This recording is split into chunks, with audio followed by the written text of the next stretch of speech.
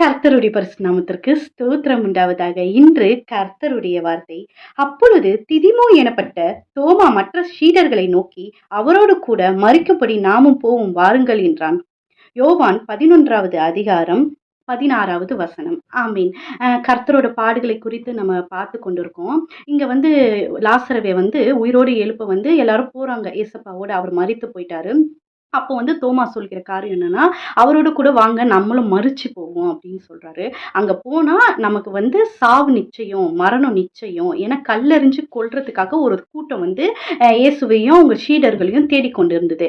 அந்த டைம்ல யாருக்குமே ஒரு நம்பிக்கை இல்ல, ஹோப் இல்ல. ஆனா கர்த்தர் அவருக்கும் அந்த பயம் இருந்திருக்கும். அவரு தேவகுமாரன் தான், மனுஷ ரூபமா இருக்காரு. அவருக்கு எல்லா ஒரு பயங்கள் ஏன்னா பசி இருக்கு, எல்லா ஒரு உணர்வுகளும் இருக்கு, எல்லா ஒரு ஃபீலிங்ஸும் இருக்கு. அந்த டைம்ல அவருக்கும் தோணி இருக்கும். ஆனா அவர் மற்ற சீடர்களுக்கு ஆறுதலா இருந்தார்.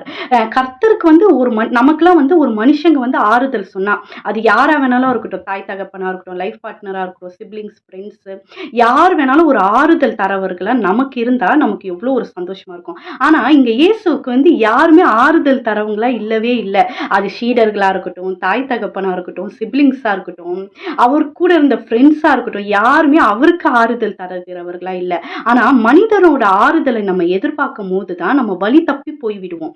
நமக்கும் ஒருத்தவங்க மனுஷனோட ஆறுதல் தேவைப்படும். ரொம்ப ஒரு கஷ்டமான சூழ்நிலையில அது ஒரு பர்சன் கிட்ட நம்ம எதிர்பார்க்கும் போது அந்த எதிர்பார்ப்புகளை அவர் தவறுகிற போது நமக்கு அங்க ஒரு ஏமாற்றம் ஏற்படும். ஆனா தேவன் யாருக்கிட்டையும் அந்த ஆறுதல் அவர் எதிர்பார்க்கவே இல்லை.